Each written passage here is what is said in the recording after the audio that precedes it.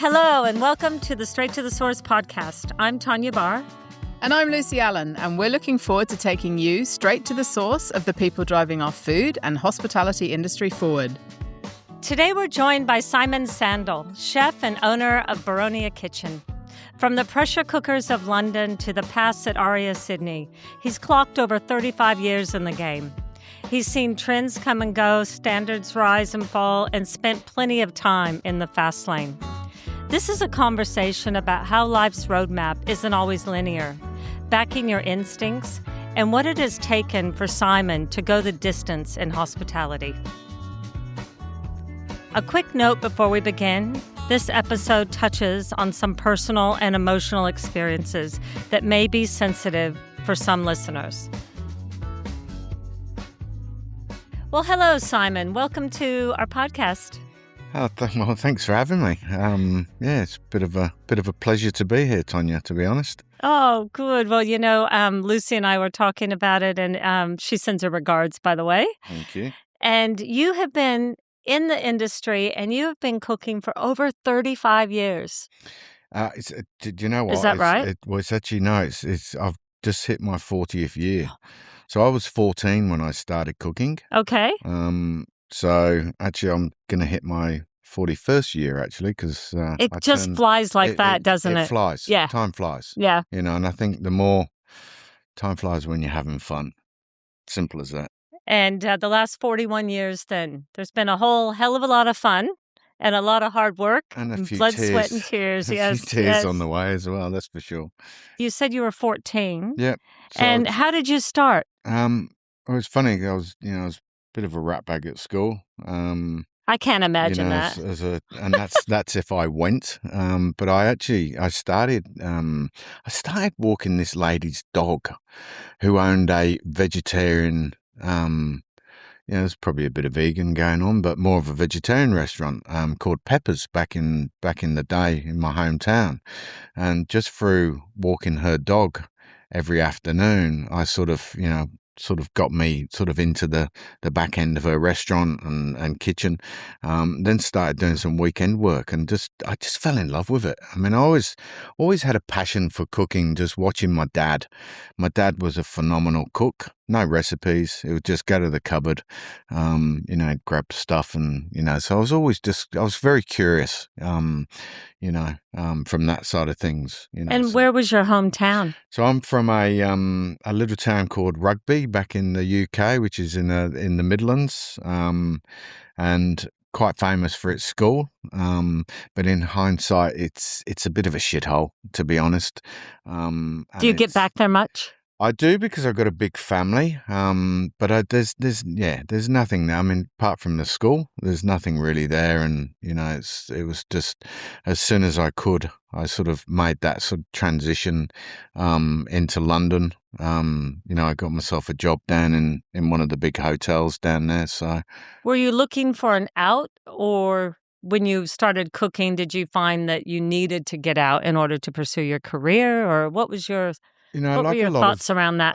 Like a lot of my generation at that point, and especially if you've been labelled a bit of a rat bag, you're told that you're sort of never going to come to anything. And I won't lie, I was out stealing cars, robbing motorbikes, just getting up to all the naughty stuff that you did. I won't go into too much detail. But yeah, just not up to anything good. And then I sort of, like I say, fell into the love of cooking, and had a bit of an opportunity to go to catering college, and sort of took that opportunity. Didn't need any qualifications. I can remember I went to South Warwickshire College, which is on Stratford-upon-Avon, and I can remember my teacher turning around to me and he says, he pretty much, after the first 3 months, he basically turned around and he said, Simon, he was a Welsh teacher, and he said, Simon, he goes, sort your shit out or just fuck off, will you? Because he was just getting pissed off with me just playing up to my old antics. And I pretty much went from bottom and being told to get out to finishing the 3 years I did at college, and I was like fourth in the year, so in qualifications, because it was sort of a bit of a wake up call to me to go, you know what, this is last chance for me. You know what I mean? Did you think you would either that or be in jail? It was jail or just get up, or just try and apply myself. So I'm like, I can barely read. I can barely write. I always had a thing for numbers. So that was, probably a big plus, so I was sort of, I suppose you sort of hide behind the fact that you do feel a little bit dumb in a sense, you know what I mean? Because I couldn't keep up with, when the teacher was dictating to us, I couldn't keep up with, writing. So this teacher actually stood over at the back of me and he would dictate and would watch how quickly I was writing and sort of lead his classes through that, you know what I mean? So I sort of take my hat off to him helping me through college. But then when I got to the practical side of things, I fucking loved it, and that's when I suppose, cooking is, everyone can talk a good meal, but delivering a good meal is a totally different story. So absolutely. So that was the first sort of, I sort of stepping stone, getting through college, enjoying that, and then which sort of led me then into, getting into London. But on reflection, if you could sit down with your younger self, you said self-confidence, and you were told you weren't, going to be good at anything. What advice would you give your younger self today, knowing what you know? Do exactly what you did. Really? Yeah, I wouldn't change a thing. I mean, look, falling, I say this, a lot, is if you've got a passion for something, stick with it because, we work a lot of hours in our day in whatever genre of work that we do. And if you don't love it, it's pretty fucking horrible. You know what I mean? So, mate, a lot of people fall in love with titles these days instead of actually just following their drive and their passion. And I literally had this same conversation. It's giving me goosebumps now with my daughter the other day because she's in that sort of, she's worked for me in hospitality. She's now working for Maryvale. And she keeps getting offered these little positions and I just, your decision will come from your heart eventually. You know what I mean? You've got to follow that, Everyone has their own roadmap. Of course they do. Yeah. Of course they do. And sometimes that map can take you here and take you there and, somewhere you'll end up back on track, you know what I mean? But as long as you enjoy it, that's the most important thing. So what was the turning point for you that you really did think this is going to be my career? Like, was it when you were in London? No, look, I think I knew from when I was at college. Okay. I think I knew from the start. I love food. Do you know 100% categorical? Well, not really. I don't think any of us know. I just think if I enjoyed it. And then I went to, I got an opportunity to work at the Ritz Hotel in London. I love that, the glitz and glamour. I did stages at Claridge's. It was actually a toss-up between Claridge's Hotel and the Ritz Hotel. And the Ritz Hotel, I felt more of a person as opposed to a number. Okay. It was a bit more personable for me. And how did that opportunity come about? Through TAFE teacher. Through TAFE, yeah, okay. Yeah. They gave you an opportunity to go down there to do like a 6-week stage. And they offered me a job. So it's the rest was sort of history. But I got to work with some amazing people. I did lots of culinary competitions. I've won a load of gold medals. All the stuff you do as a kid, the ego's sort of driving you and you're doing all these, working 48 hours on cold masterpieces that you have to present at Olympia. You've heard of Olympia in London. So I did that a couple of times. I got a bronze. I've got a gold at Olympia. So it was pretty exciting. And how old were you when you did that? Because entering those competitions, you're kind of putting yourself out in a vulnerable, I think I was about spot. I was 17 because I hadn't quite turned 18 when I went. You were a baby. Yeah. I was young. Yeah. Yeah. So, and trying to do all that and keep up with the shenanigans of working in London because London's fast pace. London's tough. Even now, London's tough. Back 40 years ago or 35 years ago, it was a tough place to work. Long hours, and brutal, and people were brutal. The banter that they called it, but was aggressive. My first 2 weeks, my first 4 weeks, working in London, I was working with this Irish guy on a section, and he was fucking useless, and he would take us down every service, and it's that whole, and he'd cop it. And so it was that whole thing, if you can't beat them, join them. That was the culture, right? And so I've always been pretty quick on the tongue, so I would, get stuck into him. The guy was 29 years of age, and I'm 17. Right, yep. And, his only way of getting back at me was through, like, physically burning me. And, I'd have palette knives searing my skin that he'd have on the solid top, and that obviously fires you up. And, it sort of got to a point where I said, mate, one more time and I'm going to go you. Mm-hmm. And we're about 10 minutes before service, and the chef's getting stuck into us about being ready. And, and I saw he wasn't ready. And this one time he flicked reducing beurre blanc to the cream and onions, and he flicked it on me, and it went on my face. You got onions and some thyme leaves or whatever, and it burned. Mm-hmm. My instant reaction was I literally launched him and broke his nose at the start of service. It was full on. And there was, where the veg section was, there was John King's office, and there's claret everywhere. And I've never hit anybody at that. I've been in lots of fights, but never ever hit anybody first, right? Mm-hmm. And I've looked at him, and in the split seconds, he's grabbed hold of me and beat 10 barrels of crap out of me, like cut eyes. In the kitchen. Right before service. Holy. Right? So Pat, who was the sous chef at the time, and he was like 6'4", he could barely, like, because we're in the casino and it was in the basement, so he could barely hold his head up because he was so tall in the casino. He's walked up, grabbed both of us, and he's gone, go to the toilet, get yourself fucking cleaned up. You stay there, and you get yourself cleaned up there. And anyway, about a couple of minutes later, the chef came into the toilets, and, because his nose was broken, basically, and there's blood everywhere. And he goes, oh, you fought. We had a bit of, and we basically, anyway, moral of the story, went back into service and just did service. He's got a broken nose. I've got cuts and bruises. It was full on. But I went home that weekend, and my mum's going, what is going on? Yeah. You know what I mean?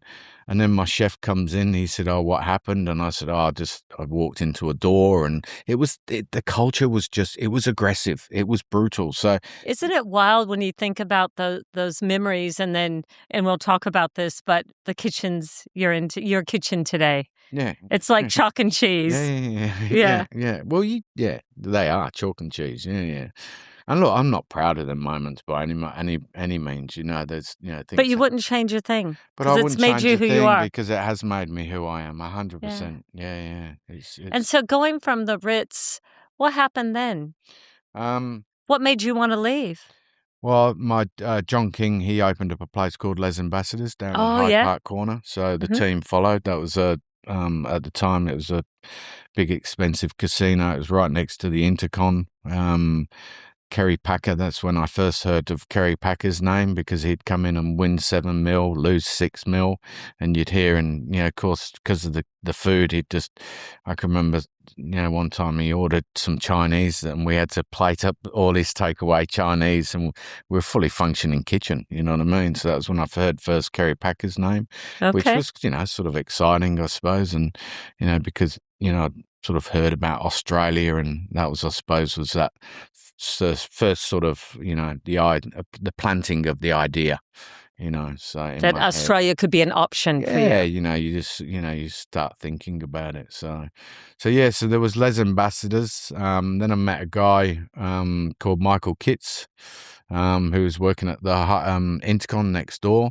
And he was opening up a restaurant in the southwest of England, in this old listed building next to the cathedral.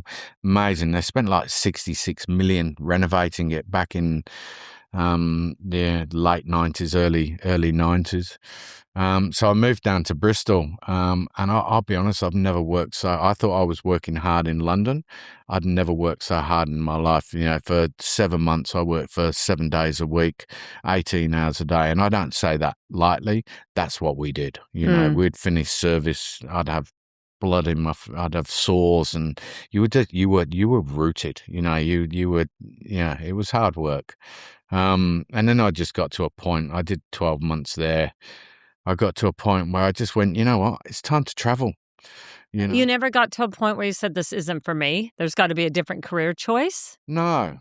No, it was always food was always the driver. It was as much as it was brutal and it was hard. It was ingrained in me. Oh, look, do you know what? I probably had moments where, you know, I needed to stop for a while, which I did. I did. I went back to my hometown.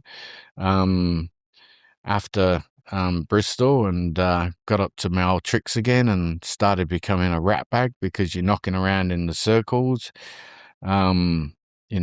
I became a removal man while I was doing a bit of cook. I was doing bits of pieces and, I worked in an auctioneers. Okay. Place for a couple of months. And that was pretty exciting. Learned a lot about antiques, which I'm actually really quite passionate about, old furniture and, antiques and all that sort of stuff. But I was getting back into my old ways, being in my own old, my hometown. And it was literally a case of, if I don't get out now, I really will end up in jail. I was becoming a rat bag again. It was the 90s, fuck. The 90s were great, man. The rave scene was just, unbelievable. And I love music, so, and I just went, you know what? And then one Sunday night, I came back and, my mum's house, my father unfortunately passed away. My mum's house, became a bit of a party house. My mum's awesome. Well, all my parents and my family are awesome, but, they're very light-hearted and, so we'd party at the house. And not a lot of boundaries? No, as long as they don't hurt people or, affecting, it was pretty cool sort of space. And then I turned around and said, I'm out of here. And, I said, no, there was a conversation on Sunday night. I'm going to Greece. I'm going to go and live in the Greek islands. So it ended up, that was on the Sunday. By the Wednesday, or my brother was, everyone turned around, let's do it. My brother came to me with the money. He goes, I'm coming. So we ended up in... Your little brother? My little brother, I'm very close with. And short story is, we ended up living on the island of Paros for a couple of years. We traveled around Turkey and the Middle East and, I mean, when you're a chef, you can take those skills anywhere in the world. Yeah. But what about your brother? Was he in hospitality? No, he was just very good at talking. Okay. So he's Gift of the gab. Yeah, he would do a lot of kamakiing, that working on the doors and all that sort of stuff. And there's only 18 months apart between the two of us, so a lot of people thought we were twins. So he's currently out here. He lives in WA. Okay. Yeah, he's very successful. Got a paint and decorating business in WA. So did you always, even when you were in Greece, did you have Australia on your mind, or? Well, the idea was, so when I sort of I went to the Greek islands, and that's sort of you start getting the what's the word I'm looking for? The excitement for traveling. I've been through Israel, Egypt, Turkey, Syria, Jordan, and I got the bug for traveling. I went back home for a couple of months just to make a little bit of money, and then went to Africa and lived in Africa for 12 months. I can only imagine you trying all those flavors and cuisines, and as social as you are, meeting the locals and just really, immersing yourself in the culture. I think that's what a lot of it. I mean, the Middle East itself, it's so diverse, and you're constantly coming across new flavors, and especially now I'm just a little hooligan from middle England, that's just, being exposed to all these flavors. It was pretty amazing. But Africa was like next level, because there was times where, most of the time you're living off the land. You're traveling all through Central Africa. I lived in a place called Inyambani in Mozambique, with some commercial fishermen on the coast there, and you go out spearfishing with big 1 meter fins, and you'd be diving down, free diving, and you go out on their boats, and lobsters, and you'd walk down the coastline, and there'd be locals, and you'd start helping them pull the nets in, and they're looking at you a little bit perplexed, like, what's the white man doing, pulling, and after a few times you're helping them doing it, and you don't understand their language. It's all, I just want to help, is okay, and all that sort of stuff. Next thing they're giving you fish, and prawns, and whatever the catch was, and you sort of build that rapport. So cooking on, I had these things called poikies, which is like a fish's like a witch's cauldron.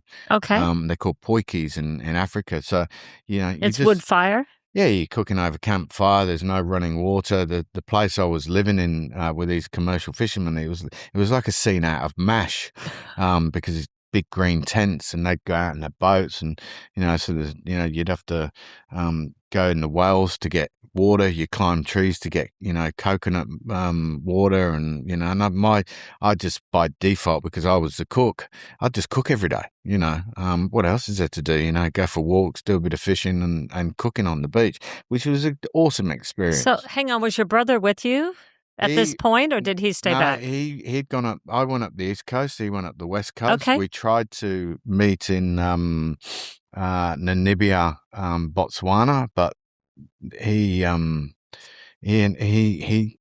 got his girlfriend pregnant and had to get out and sort other stuff out. So we never actually met up again after that. I met him back in Australia. So, he had a few personal issues which he had to get addressed and work out. So, but I ended up going. There was Mozambique. I ended up going as far as Malawi. I lived on Lake Malawi for a few months. And what was that like? It's pretty cool. You're just there. There's lots of. I can imagine. What was your hair like? Paint us a picture of who Simon was during this time. Well, I think I was about 22, 23 at the time. I had long hair down to my back. I had a big goatee, and a bit sort of Rastafarian sort of look and feel. But I had this hut on Lake Malawi, which was amazing. I did all my scuba diving, all my open water 1 and 2, and all these night dives, and all these search and recovery dives, and it was all fresh water, so it's totally different diving to in the ocean because of the buoyancy. But I'd be smoking a lot of hash, making a lot of hash cookies. I reckon you've got some recipes there up your sleeve. Well, the hash cookies are one, but the best recipe from Africa would have to be banoffee pie, because the two, you can get flour. You can get biscuits, which generally I did a biscuit base. Banoffee, the caramel you get from the condensed milk, which you'd boil, and there was bananas everywhere. So you'd make your butter and crumble base, and put it in whatever, and then you'd have your banoffee mix and your bananas, and that was always a massive go-to while I was in Nkata Bay and stuff. But was that something that you brought to the party, or was that a dish was banoffee pie a thing in Africa? It was. Because I feel like it originated somewhere else. Oh yeah, no, it was just. Okay. That was my. So you thing. Introduced it. Yeah, well, I don't know if I introduced it to Africa, but I just knew. Yeah. I had the ingredients. Saw the opportunity. Yeah. I mean, I was. There was lots of. I reckon you might have fresh seafood and all that sort of stuff. So you just made it up as you went along, because you couldn't. I mean, it's not like you're making stocks, but you could get bouillon powders, or soups, or you could do, the fresh ingredients are there, but you had to search for them. So it was really ad hoc. I always, whenever I was traveling, would always have at least a kilo of biltong in my backpack, because that was the only guaranteed food source that you could get every day. So you constantly be snacking on some biltong. Some of the best biltong comes from Africa. That's where it originated. And you don't have to worry about being perishable, and you can pack it around. Yeah. So a protein hit. That's right. Yeah, 100%. So that was always, a good thing. So there was stable. I mean, it was just Africa for me I felt like I became a man in Africa. You grew up. I grew up because of the survival side of things. There was there's no one there that you turn to, you got your friends and then there's acquaintances and stuff, but every decision sort of landed on you, as to, and there was some pretty volatile moments. I mean, Mozambique, when I was there, was only out of civil war 4 years. A lot of people turned around and said, why the hell are you going to Mozambique? You couldn't drive down the road in a straight line because of landmines and stuff that, and it was pretty volatile sort of place. The value on life isn't great over there, or it wasn't at the time. So, keeping your wits about you. I think being street smart sort of played a massive part in, survival, so that, sort of you sort of go where you gut a little bit about different situations. So when it was time for you to leave, did you feel that was the right time? Have you ever had any regrets at the time that you left? No, I ran out of money. Okay. I literally ran out of money. It was, a few of us. I think there was a few people that probably had a bit more than I did, but we made a bit of a decision to leave. And I had a friend of mine actually put $2,000 into my bank account because you had to prove that you had money coming into Australia. So they put the money into my bank account so that when I came through customs, I could prove that to get me in. And then it was trying to find a job.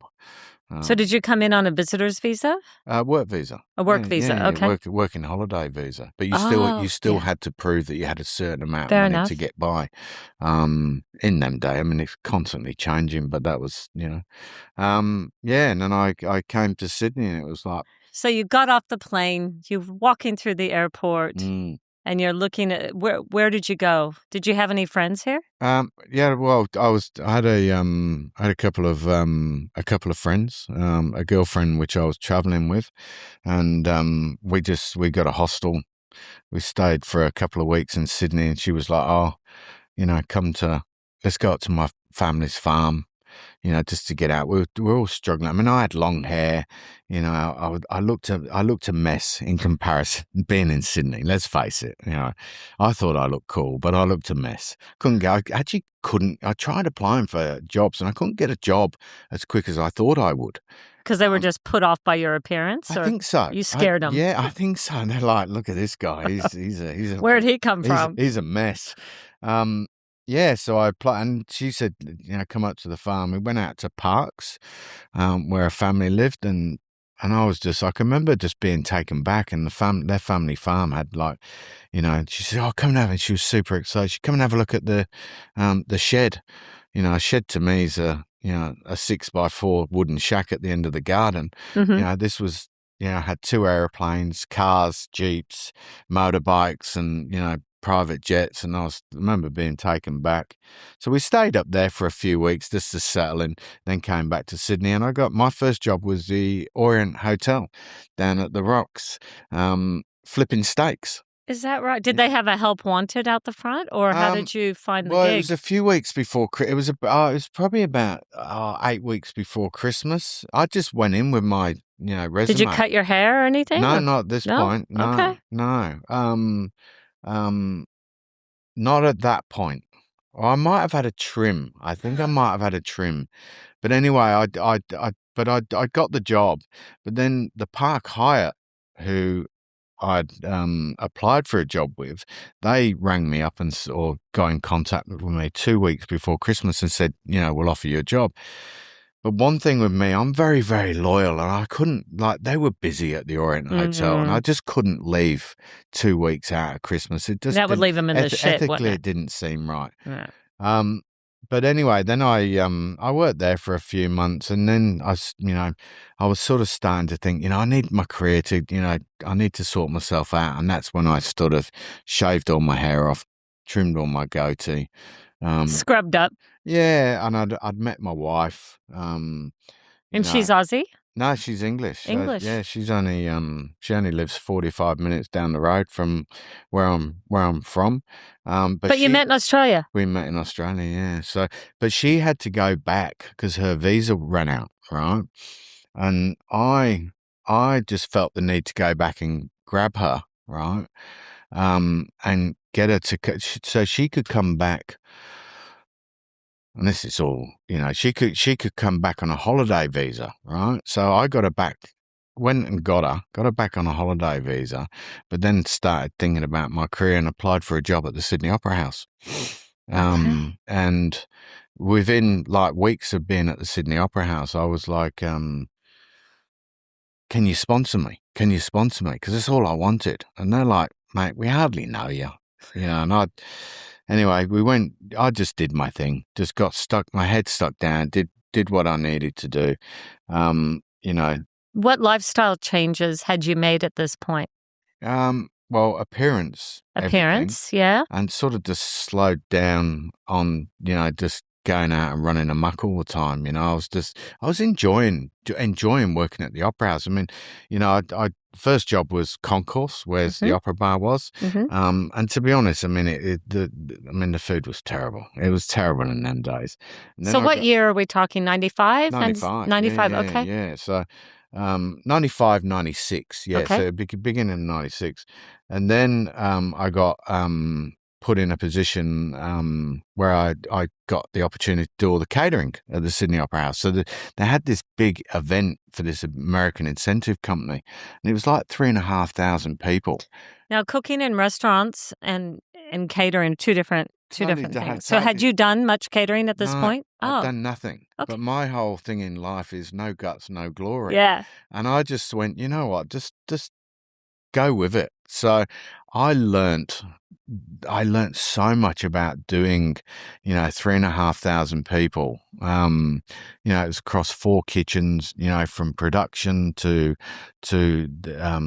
staffing and I've still got all the recipes from that original, and we made like 124 chicken and asparagus terrines, and we're steaming them in the ovens. It was just a crazy learning curve, So, and that's, I think, where I sort of fell in love with my catering side of things. So I worked in catering there for and the Harbour Restaurant, worked at the Opera House for about 3.5 years with a guy called David Sampson, who actually, sorry, I've jumped forward a bit there, but he, just through doing what I did, he eventually came to me one day and he rang me, and it was on a Sunday, and he said, mate, I need you to come into work. I said, right. He goes, I need all your paperwork. I need all your information about. I goes, what do you mean? He goes, mate, I'm going to get you sponsored. And that was like, in them days, it was just, I mean, it's like a dream come true. It was a dream come true, Yeah. So I sort of asked right at the beginning and just thought that it wasn't going to happen, to be honest. But he was working behind the scenes to get me sponsored. So, and he's still a very good friend of mine to this day, and I owe him big time for the life that's, obviously I've had. Isn't it so wonderful when you go through your career and you go through your life and the different relationships that you just collect along the way, and the amount of people that will help you and that, are actually championing you? Yeah, I think if there's one thing I've learned in life, if you just be nice and be who you are, I think that just pays dividend.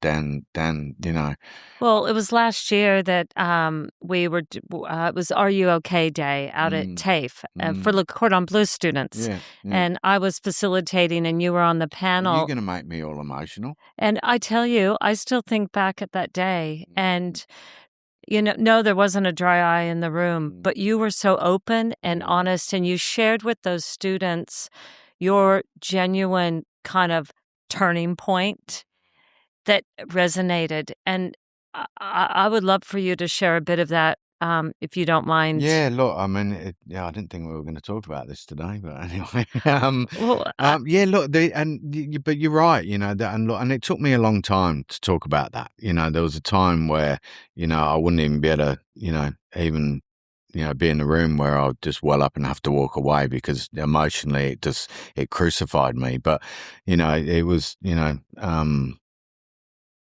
Boronia Kitchen, I'd sort of, I've always loved this industry, as I've said, and I've worked so hard. And, I worked with Maddie Moran for 17 years across the Morsel and Solitel group that, I'm here about to open up my own restaurant. And unfortunately, the life of a chef has sort of caught up with me, lots of alcohol, lots of drugs, and one day I'm literally getting close to signing the lease on Boronia Kitchen, and it was Valentine's Day 2018. And the funny thing was, I actually hadn't had a drink for about 6 weeks because I was on this, I've always done martial arts and some form of boxing and, and so on, throughout my career or throughout my life. But I was back on a training regime to try and just drop some of my weight. And I hadn't drunk for like 6 weeks. And it was Valentine's Day. I opened up a bottle of champagne, cracked it open, cheers my wife, my in-laws were there, and I just had this pain. And I was like, oh, that doesn't feel right. And short story is, I collapsed, thought I was having a heart attack. Got rushed off to hospital, said goodbye to my kids. That's the hardest part. Being in that position where, saying goodbye to your family members is pretty, because I thought I was going, And how old were you? I was 40, sort of now 9 years. So I'm 55, so I was about 46, 47 at the time. And, I was basically rushed off to hospital, and put in intensive care for 3 weeks. Short story, I had a necrosing pancreatitis. That's where your pancreas decides to consume itself. And they were basically telling everybody I'm coming out in a body bag. It's as simple as that. So, but I'm pretty tough when it comes down to this sort of stuff. And, I was like, nah, it's not going to beat me, and because I've always trained and, I've always, I'm pretty strong-minded when I put my head's to something. I will apply it and I will see it through. We'll never get beaten. And yeah, look, I signed the lease on Boronia in intensive care, and, we're coming up to 9 years strong now. So isn't that just wonderful? Yeah, look, that's been tough. So I haven't drunk alcohol for nearly 9 years. And that's a whole nother conversation, because that changed everything. What I thought from an alcohol side of things that I needed, and was consuming every day. I mean, I think there was 12 years straight, every day I was consuming, and not just a small amount, a decent amount. But, and I suppose, you come to a point where I think I was probably a functioning alcoholic. But I still worked hard, it didn't affect my job. It's not uncommon in our industry. Yeah. It's not uncommon, unfortunately. And you were at ARIA 17 years. I was with the group for 17 years. So I was actually on the tools at ARIA for about 7. And I'd always had a rule of thumb, and I never, ever drank or did drugs at work. Never, that, and, and I've seen over the years, people do that, and I was always been, but it was when I finished work is when I would let loose, and you're living on a few hours sleep, and this has been right since the get-go, from London, to right the way through my career, because that was the culture. That's what we did, So were there people in your lives, friends that helped you through that period? Oh, yeah. Yeah, I mean, my wife was just absolutely incredible. I had friends and, mates that, you can talk to and, and you need to talk to people. We talk about, are you okay?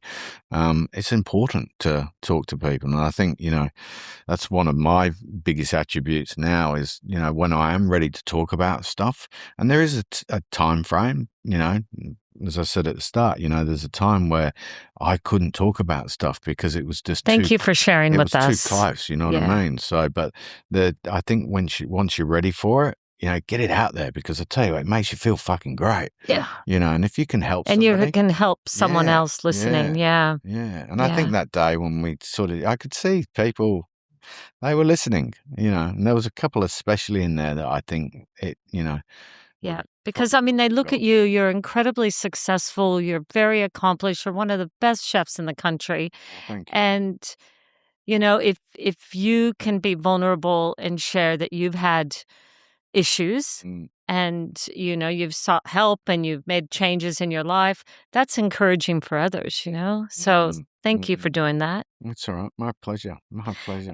And now you've got your beautiful Boronia kitchen. We have. You've got an amazing kitchen garden. And mate, I love Boronia. Boronia's been a bit of a passion project. Obviously it's my own.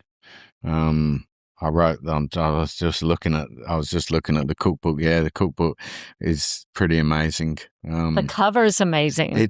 I'm very tactile, Tawnya, and that's all self-published. I didn't go to a publisher. I did it all myself. Is that right? Yeah. The idea behind it is, you can have it on the coffee table, but if you want to use it and it gets some grease marks on it, so be it. Great. Because it's going to wear nicely. Yeah. So that was the plan behind it. So yeah. I have a copy, as you know, and absolutely love it. And a lot of the recipes at Boronia Kitchen are in that book. Yeah, there's the prawn toast, which I just, I can't get away from. No. Duck fat potatoes, creme brulee.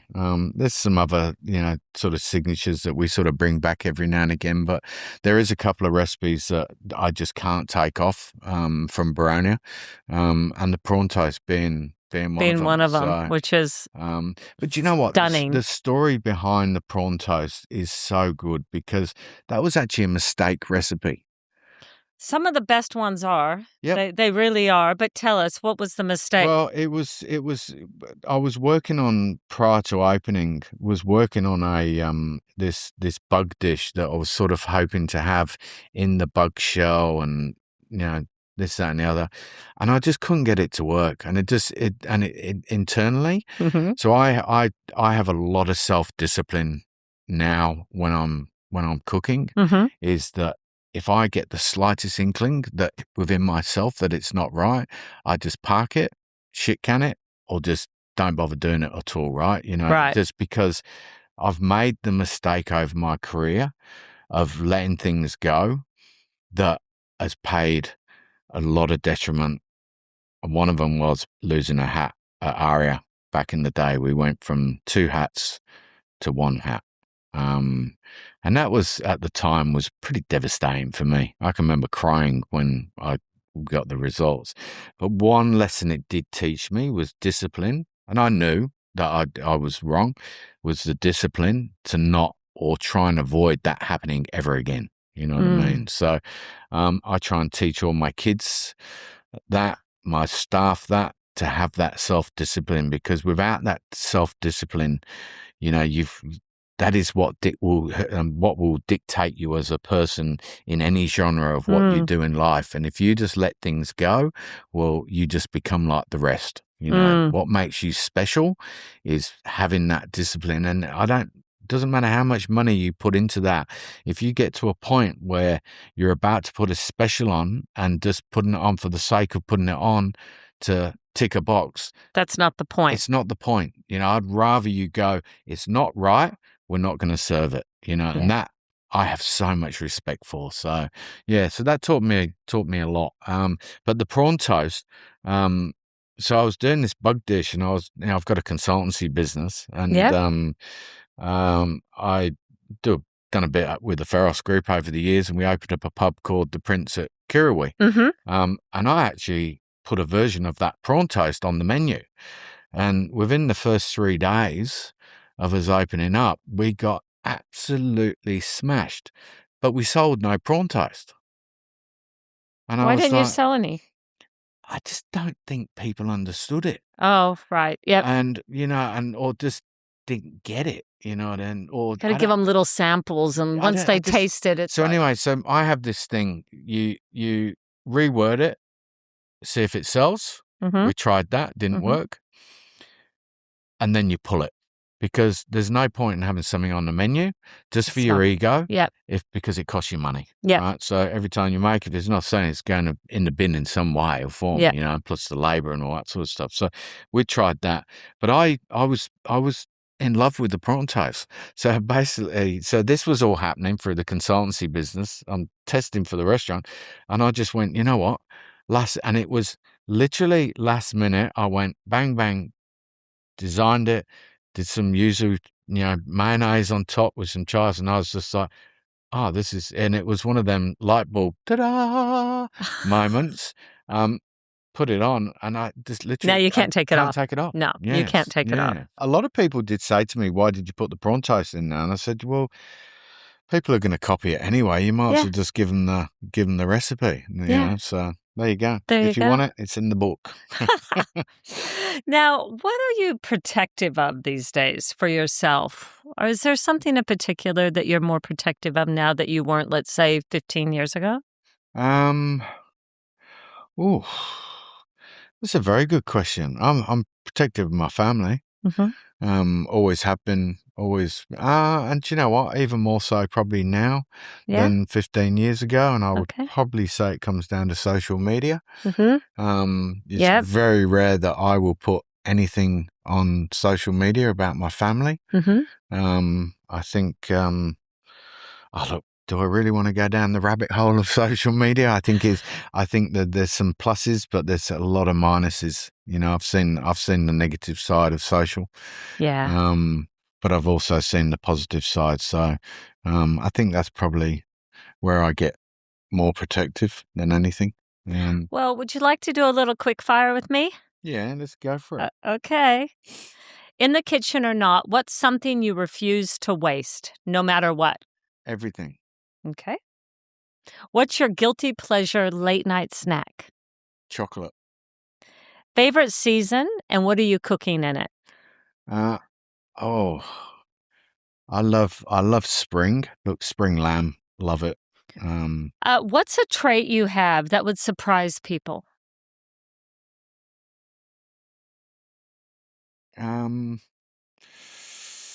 Incredibly kind, but that wouldn't surprise anybody. Oh, I'm answering your question. Yeah, no, I do like to think I'm, probably you're probably not too far from the truth, because in my day, and again, I'm not overly proud of, because of the way I was brought up in the kitchens. I was pretty ruthless, and I'm not proud of it by any means. So, but I am actually a kind person, and I've got lots of love to give. Mm-hmm. I'm at a point now where, and you might have heard me, I say I love you a lot. You know what I mean? Yeah. And it comes from a special place, because I think we're in a world where we need to share the love a little bit more. You know what I mean? Absolutely. So, I do say that a lot. So that probably would be a trait that would surprise a few people right now. Thank you for that. Favorite condiment? White balsamic. Okay. Favorite kitchen tool? I'd have to be one of my knives. I've got some amazing knives. What's the simplest dish you think chefs overcomplicate?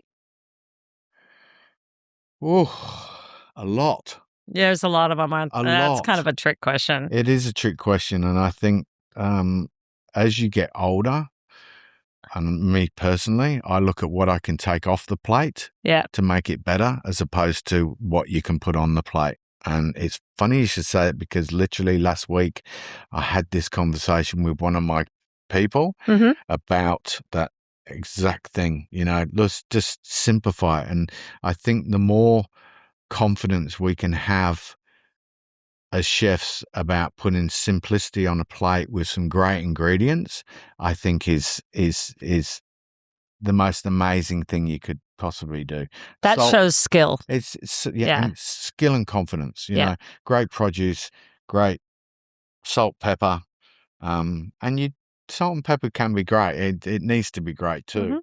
And extra virgin olive oil. And extra virgin olive oil. Squeeze butter. a lemon, butter, all the simple stuff, and just great produce. Great fresh ingredients. It's not hard. Don't overcomplicate it. Now, in your life, what does going straight to the source mean to you? Oh, that's a good one. Going straight to the source, going to where it comes from, the farms. That's what it means, going to the farms and, going to the ocean. I go to Matty Moran's farm. You just harvested pine mushrooms a couple weeks ago, didn't you? Pine mushrooms. Yeah. Yeah. So that looked awesome. I love Matt, by the way. I worked with him for 17 years. He's one of my great mates, but we've become so close outside of, that work relationship. Like we're always very, very tight, but we're tighter now than we've ever been. Isn't it wonderful when you have those people in your life that you just know it's special. You're with forever. Yeah, it's very special. So he's been a massive pusher of me to make time. And he gets me up the farm and we go foraging for mushrooms and, going out and getting fresh eggs and having poached eggs for breakfast. And, it's special. His garden, he's got a kitchen garden at Chiswick. He's got it on his farm. I've got one at Boronia. There's something, you talk about going straight to the source. I'm in a position where I've got a kitchen garden where it's, you talk about organic and, and veganism, seasonal and vegetarian and all, like it does not get any better. Yeah. My guys harvest twice a day from the garden. Yeah. And whether it's society flowers or I think we used up all your society garlic last week. Back. That's the beauty of them. They keep coming back. Now they're back again. I've got lemons and I've got rosellas that will cook in a syrup and put in a cocktail at some point. So that is straight to the source for me, you know what I mean? And dealing with the farmers, I've actually got some of Matt's pigs. He's constantly got somewhere between 50 and 70 pigs on the farm, so I've got some, pigs, some racks which are being aged right now, which will come into Boronia kitchen. So that's what it's all about, great produce, fresh ingredients, treating it with a lot of respect, lots of love and keeping it simple, that's what it's all about. Well, Simon, it's been so wonderful having you on the podcast. It's been a pleasure. And before we wrap it up, is there I think you've just said it, but is there anything else you'd like to say? Just, leave our listeners thinking about? Look, just, when it comes to food, enjoy what you do and, do it with love, whether you're cooking for your family, friends, or, you're doing it on a commercial level, just enjoy what you do. And that will resonate into what you put on a plate. It's as simple as that, Yeah. Thank you. Thank you thanks for Love having you. me. Love you. Love you too. Thanks for listening in. We really hope you enjoyed the conversation. We would be keen to hear from you if you have a story to share or a topic that we should dive into. Drop us a line. We always love hearing from you.